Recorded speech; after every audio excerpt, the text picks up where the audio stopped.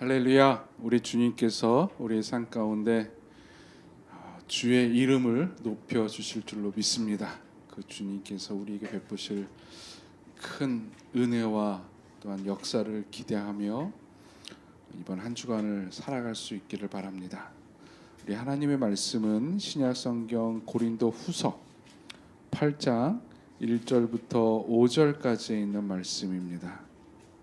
고린도 후서 8장 1절부터 5절까지 있는 말씀,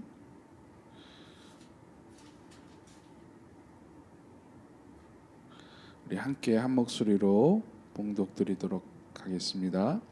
형제들아, 하나님께서 마게도냐 교회들에게 주신 은혜를 우리가 너희에게 알리노니 환난의 많은 시련 가운데 그들의 넘치는 기쁨과 극심한 가난이 그들을 풍성한 연보로 넘치도록 하게 하였느니라. 내가 증언하노니 그들이 힘대로 할 뿐 아니라 함께 지나도록 자원하여 이 은혜와 성도 섬기는 일에 참여함에 대하여 우리에게 간절히 구하니 우리가 바라던 것뿐만 아니라 그들이 자신을 주께 드리고 또 하나님의 뜻을 따라 우리에게 주었도다.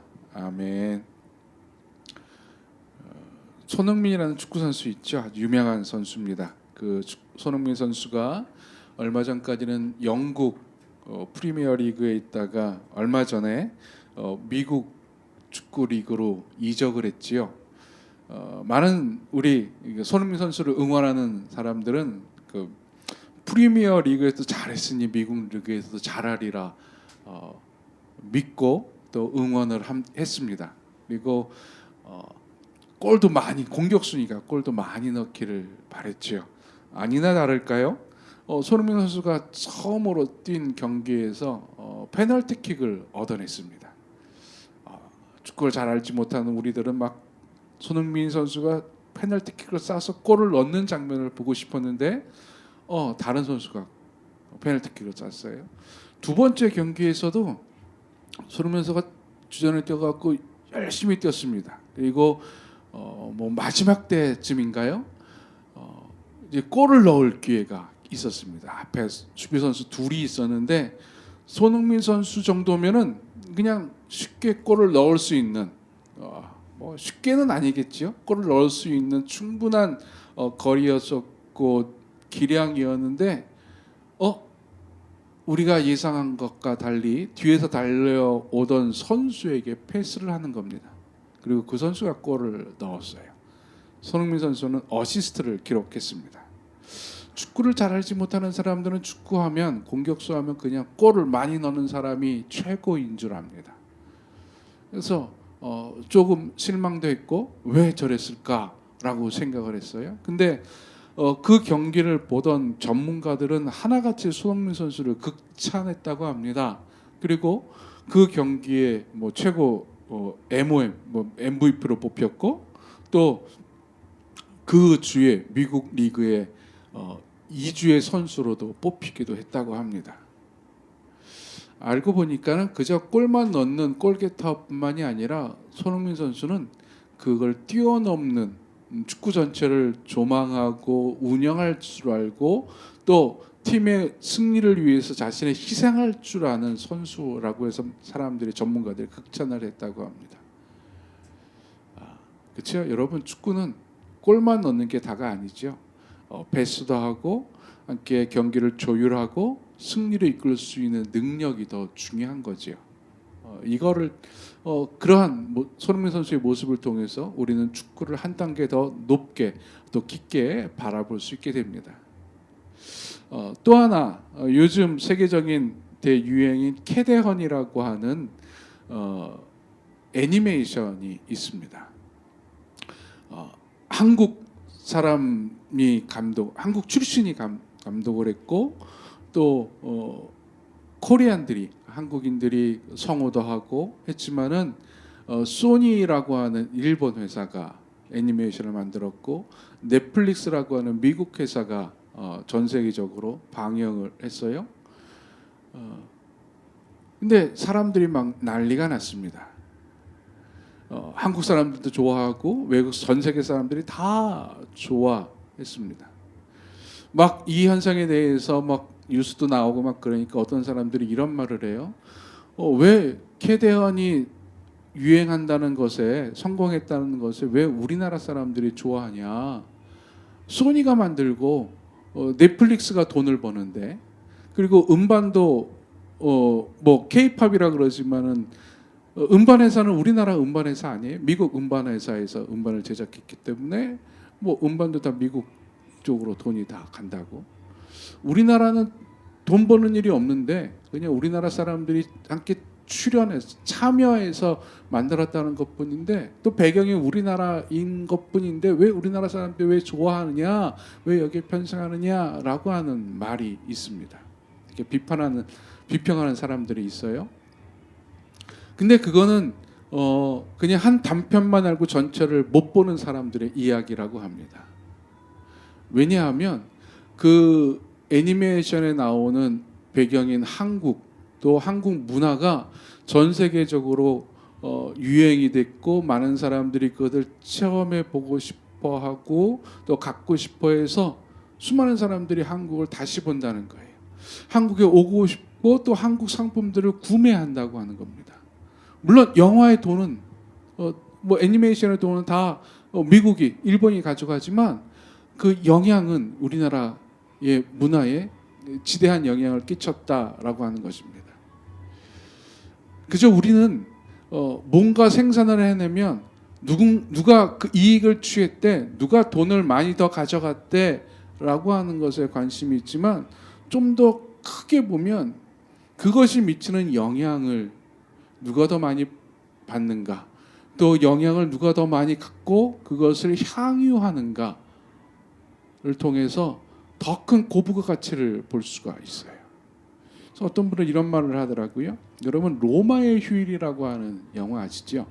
그 전까지는 로마는 단순히 고적지가 많은 그냥 우리나라 경주와 같은 사람들이 여행 가서 나이 드신 분들이 여행 가서 그냥 탐방하고 그냥 로마 문물 보는 것으로 끝났어요. 근데 로마의 휴일이라고 하는 영화가 나오고 난 다음부터 수많은 젊은이들이 꼭 가보고 싶은 도시가 됐다고 합니다.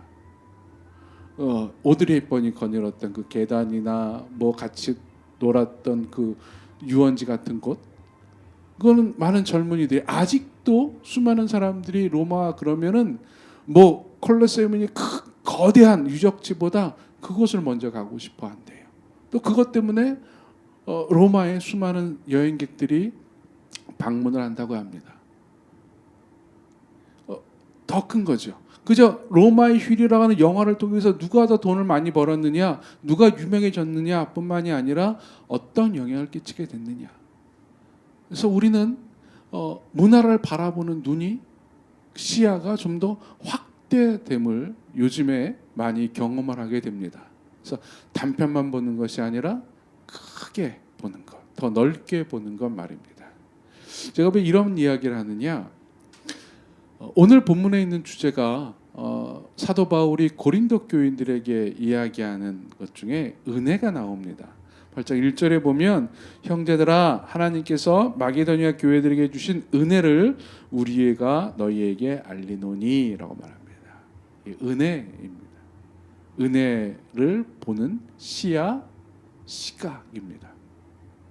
우리는 흔히 은혜 그러면 하나님께 은혜를 받았어 그러면 여러분 무엇이 떠오르십니까? 은혜 받았어 그러면 하나님이 주신 큰 선물, 내가 예상치 못했던 나를 기쁘게 하고 즐겁게 하고 풍요롭게 하고 감사하게 하는 그 무엇인가를 생각을 합니다. 그래서 뭐 구원의 은혜, 평안, 그리고 특별히 우리가 더 신경 쓰는 기도 응답 같은 겁니다. 기도 응답도 내가 기도한 대로, 내가 간구한 대로 하나님께서 베풀어 주시는 은혜, 그 은혜에 대해서 우리는 감사하고 그 은혜에 집중을 합니다. 즉 우리가 은혜 그러면 내게 필요한 것이 채워지고 충족되어지는 것, 하나님께서 주시는 것. 그래서 이것은 하나님의 은혜입니다라고 하는 것을 할 때 우리는 내게 이것이 내게 충족되어서 내 삶이 평안해졌고 행복해졌고 더 좋아졌습니다, 나아졌습니다라고 하는 것을 은혜라고 생각을 해요. 은혜를 바라보는 시야입니다. 그러면 오늘 사도 바울이 고린도 교인들에게, 이렇게 우리들에게 마게도니아 교인들, 마게도니아는 이 그리스 지역을 말합니다. 그리스 지역에 있는 교인들에게 베푼 하나님의 은혜를 이야기를 해주는데, 마게도니아 사람들을 한번 생각을 해볼까요? 그 당시 상황이 어땠는지, 마게도니아 교인들의 모습이 어땠는지를 보면 2절에 보면 이런 말을 합니다. 환란에 많은 시련 가운데서 이제 환란이 있었어요. 많은 시련. 이게 예수를 믿는데 완전 이방 지역이니까요. 예수를 믿는데 완전 생초짜들, 이방인들이 예수를 믿어요. 그러니 같은 사람들이 이상하게 바라보겠죠. 이건 예를 들기는 좀 그렇지만 우리나라 사람들인데 일본 신을 믿는 거예요. 그럼 여러분 우리가 어떻게 봅니까? 이상한 별종이라고 바라보기도 하지만 한편으로는 우리 사회에서 격리시켜 버리고 싶었죠. 그리고 좀 배타적으로 바라보잖아요. 이제 이 마게도니아 사람들에게 그리스도를 믿는 마게도니아인들은 그렇게 보이는 겁니다. 이상한 사람들이에요. 그러니 그냥 놔둘 리가 없죠. 외면도 하고 핍박도 하고 환난을 가합니다. 지금 마게도니아 교인들은 그러한 상황이에요. 그렇다고 해서 이들이 사회적으로 좀 풍족하고 부여로운가? 그렇지도 않은 것 같습니다. 2절 중반에 보면 극심한 가난이라고 말합니다. 극심한 가난. 그냥 가난도 아니고 극심한 가난입니다. 자, 마게도니아 교인들의 상황입니다. 환난과 시련이 있었어요. 극심한 가난 가운데 있었어요. 자, 이런 사람들에게, 이런 마게도니아인들에게 하나님께서 은혜를 베푼다 그러면 우리는 어떤 은혜를 생각합니까? 환난과 시련 가운데서도 극복하고 이겨내고 환난과 시련이 사라지는, 그래서 내 삶 가운데 평안이 나타나는 그 은혜, 승리의 은혜, 평안의 은혜를 생각을 합니다. 극심한 가난 가운데 은혜, 그러면 무엇이 생각이 듭니까? 하나님께서 채워주시는 거예요. 그래서 가난이 극복되어지는 거예요. 여러분 70년대 우리나라 교인들이 많이 바라봤었던 은혜지요. 이 가난 가운데, 이 힘든 생활 가운데 하나님께서 은혜를 베풀어서 내가 부자가 되는 거, 내가 풍요로워지는 거. 그래서 그 은혜를 얻기 위해서 우리가 뭐 했습니까? 11조 열심히 냈잖아요.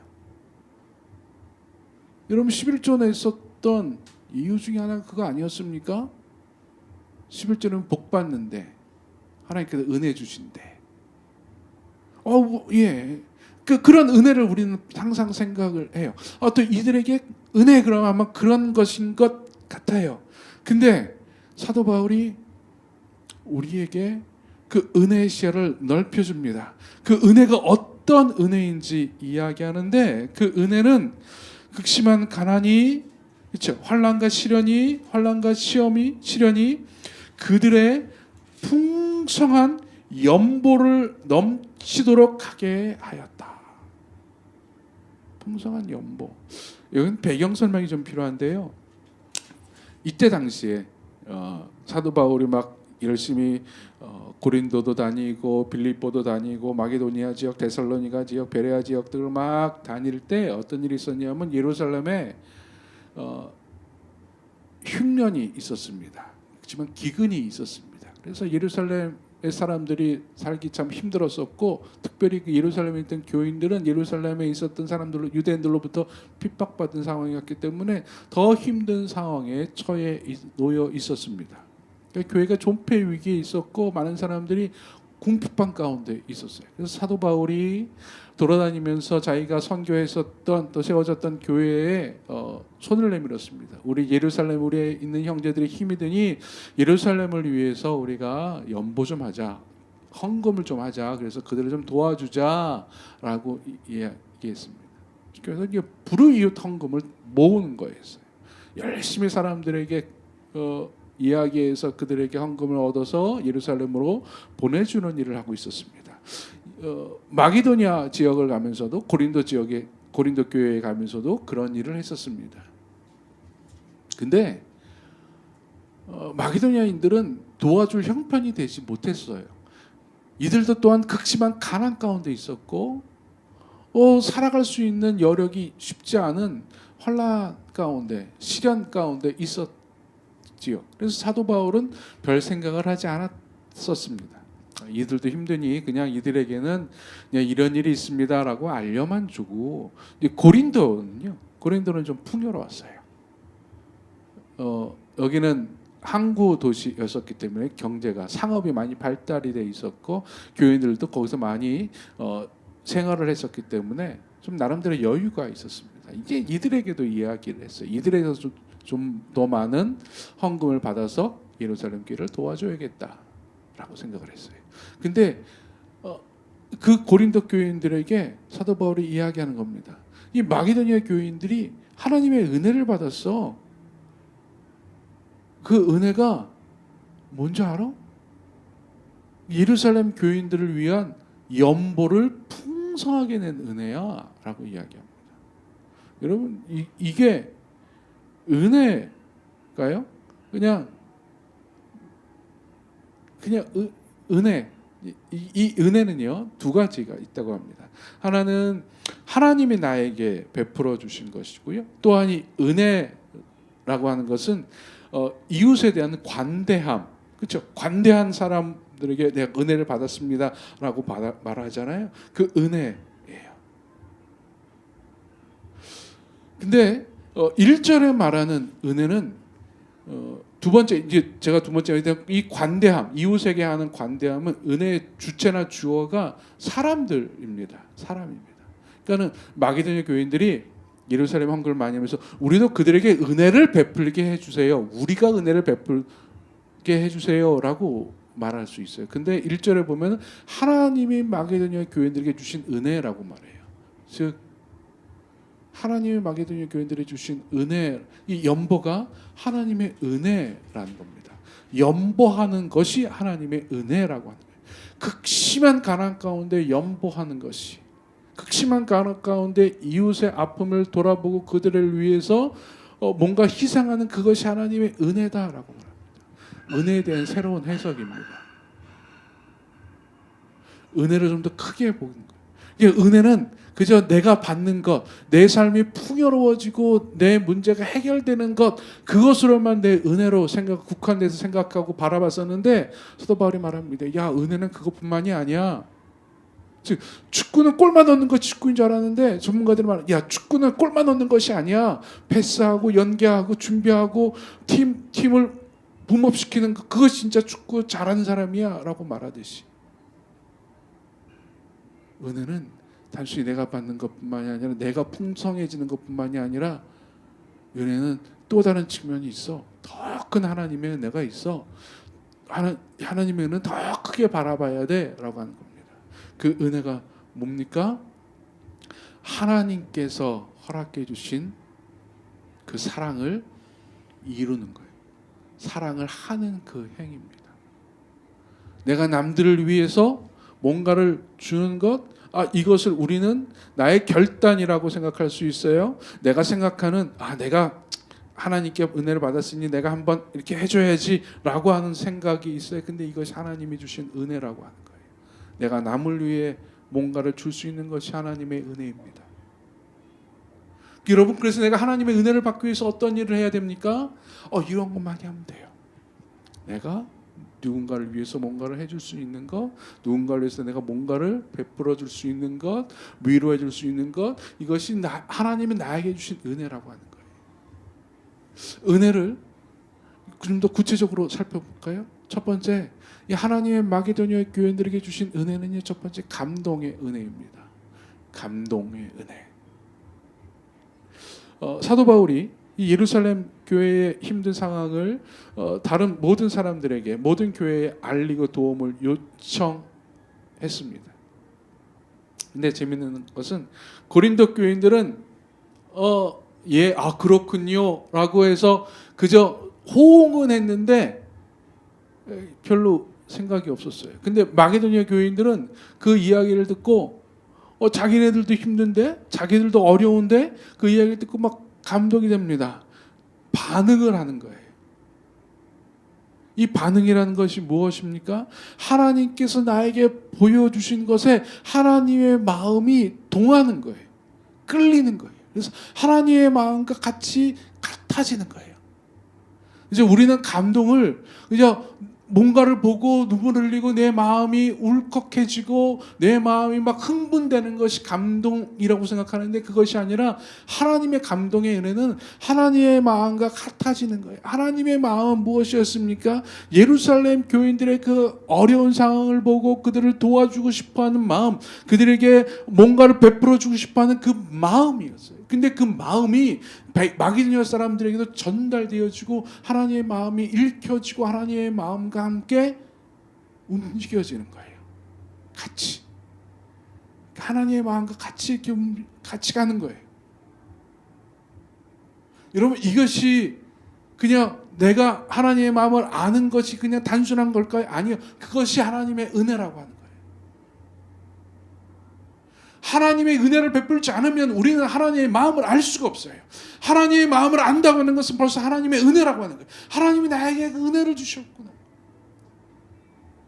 하나님의 마음이 아파하는 그것을 보고 내가 함께 아파하면은 이게 하나님의 은혜라고 하는 거예요. 여러분, 이 하나님의 은혜를 마음껏 누릴 수 있기를 간절히 축원드립니다. 이 은혜로 사람을 바라보세요. 하나님이 사랑하는 사람을 보며 그 하나님의 사랑하는 사람의 마음을 사랑하는 사람을 볼 때 그 사람을 내가 사랑할 수 있게 되는 것, 그것이 하나님의 은혜라고, 감동의 은혜라고 하는 거예요. 여러분, 혹시 이런 경험 있지 않습니까? 내가 누구를 미워해요, 싫어해요, 외면해요. 근데 어느 순간 그를 향한 하나님의 애틋한 마음이, 사랑하는 마음이 내 마음을 쿵 하고 쳐요. 어느 순간 그 사람이 불쌍해지기도 하고 그 사람을 위로해 주기도 하고 품어주고 싶어 하기도 해요. 하나님의 마음에 나에게 같이 동행한 거예요. 하나님이 주신 감동의 은혜죠. 제가 학생 때 학생 청소년기였으니까요. 친한 친구도 있고 별로 안 친한 친구도 있고, 또 그냥 그저 그런 친구뿐만이 아니라 별로 상종하고 싶지 않았던 친구가 있었어요. 다르고 잘 지냈는데 상종하고 싶지 않은 친구하고는 제가 좀 싫은 짓도 좀 냈고 말도 섞지도 않았었습니다. 근데 어느 날 솔직한 게 기도할 때도 그 친구가 교회를 안 나왔으면 좋겠다라는 생각을 하고 그렇게 기도한 적도 있어요. 아니면 교회 나와도 하나님 그냥 저랑은 서로 엮이지 않게 해주세요라고 하나님께 기도했던 적도 있어요. 근데 어느 날 하나님께서 마음을 쿵 치시는데 하나님이 그를 너무너무 사랑한다고 하는 거예요. 하나님이 그를 참 귀하게 여기신다고 하는 마음. 갑자기 어느 날 제 마음을 쿵 하고 치더니만 그 마음이 저를 움직여요. 상종하고 싶지 않았던 친구와 상종하게 되고 교제하게 되고, 별로 생각하고 싶지 않았는데 생각을 하게 되고 함께 어울리게 되더라고요. 이게 하나님의 감동의 은혜예요. 여러분에게 이 감동의 은혜가 넘쳐나기를 축원합니다. 그래서 하나님이 바라보는 것을 바라보며 함께 마음이 동할 수 있기를 바라요. 하나님이 사랑하는 사람을 바라보며 함께 사랑할 수 있기를 바라요. 마게도냐 사람들에게 주셨던 하나님의 은혜는 바로 이 은혜였습니다. 이 은혜가 넘치니, 이 은혜가 있으니 지금 자기가 환난을 당하고 시련 가운데 있어도 이것이 별로 큰 문제가 되지 않는 거예요. 왜? 내 마음에 하나님의 마음이 있는데. 그러니 기쁜 마음이 생겨나는 것이죠. 2절에 보십시오. 환난과 많은 시련 가운데서 그들의 넘치는 기쁨이 나타나는 거예요. 두 번째는요, 하나님의 은혜는 선택입니다. 극심한 가난 가운데 있었으니 마게도냐 교인들은 헌금할 수 있는, 남을 도와줄 수 있는 상황이 아니었습니다. 그럼에도 불구하고 그들은 어떻게 했습니까? 힘이 되는 대로 혹은 힘에 넘치도록 헌금했다 그럴 수 있어요. 어떻게 이들은 이렇게 할 수 있었을까? 내가 이 돈으로 오늘 나의 배고픔을 채워야 하는가? 아니면은 하나님의 마음이 동하게 한던 감동의 은혜를 받아서 이거를 내가 오늘은 내가 배고파도 참고 하나님의 마음이 가는 대로 내가 누군가를 도와줘야 되는가? 선택을 해야겠죠. 판단을 해야겠죠. 어느 것이 하나님이 더 기뻐하고 하나님이 원하는 것일까라고 하는 선택에서 하나님이 기뻐하고 원하는 것을 선택할 수 있는 거예요. 이것이 바로 선택의 은혜입니다. 우리는 순간순간 선택합니다. 매 순간마다 선택하고 판단합니다. 근데 그 매 순간마다 선택하고 판단하는 그 모든 것의 기준이 되고 내가 선택할 수 있는 것이 하나님의 은혜라면, 하나님이 원하고 하나님이 기뻐하시는 것을 선택할 수 있다면 우리의 삶이 얼마나 많이 달라질까요? 우리의 삶에 얼마나 많이 용기가 생겨나고 얼마나 많은 놀라운 일들이 벌어질까요? 마게도냐 사람들은 그것을 한 겁니다. 무엇을 선택해야 되는지, 무엇을 버려야 되는지, 혹은 무엇을 희생하고 무엇을 투자해야 되는지. 마치 예수님께서 비유로 설명하셨던 보물을 찾은 자들의 모습과도 같습니다. 남의 땅에서 농사짓던 사람이 열심히 밭을 기경하다가 그 밭에 보물이 있는 것을 발견해요. 선택을 해야 됩니다. 그죠? 나는 그냥 오늘 먹고 살기 힘드니까 그냥 오늘 열심히 땅 파서 농사져서 여기서 경작되는 것을 먹어야지. 아니면은 이 보물을 내가 차지해야 되는가? 농부는 선택을 합니다. 그래서 집에 가서 있는 돈 없는 다 끌어모아서 그 밭을 사요. 왜? 이 밭에는 보물이 있으니까 선택한 거지. 귀한 진주를 본 상인은 자신이 갖고 있었던 모든 것들을 다 팔아서 이 진주 하나를 삽니다. 왜? 이 진주가 더 귀한 걸 아니까. 선택은 바로 그런 거예요. 선택에는 바로 그런 거예요. 무엇이 더 귀하고 무엇이 더 중요한지를 아는 거예요. 여러분, 이 선택의 은혜가 우리 삶을 지배할 수 있기를 간절히 축원합니다. 지배할 때 우리 삶이 달라질 거예요. 마게도냐 사람들이요, 달라졌어요. 그전에는 자기만 생각하고 자기만 귀한 줄 알았는데 이제는 하나님의 감동의 은혜를 받고 내가 무엇을 선택해야 되는지를 알아서 어떤 것이 하나님이 기뻐하시고 하나님이 좋아하시는 것인가를 알게 돼서 그것을 선택할 때 갖는 그 기쁨은 아마 이 은혜를 맛보지 않은 사람들은 누리지 못할 것입니다. 또 마게도냐 교인들이 받았던 하나님의 은혜는요, 실천이에요. 감동이 돼요. 무엇이 중요한지도 알아요. 근데 여러분, 마지막에 어떻게 됩니까? 주저하게 돼요. 이거 마지막에 가서 주저하게 됩니다.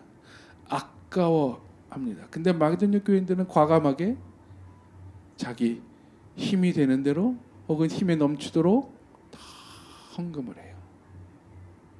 오늘 내가 배고픈데도 헌금을 해요. 내일 어떻게 살지도 모르는데도 괜찮아요. 실천해요. 왜? 이 실천의 은혜는 어떤 믿음이 필요할까요? 하늘 아버지께서 나를 책임져 주신다라고 하는 믿음이에요. 그러니 하나님께서 이 실천까지 하면 이 하나님이 주신 은혜에 더 큰 은혜를 주시지 않겠습니까?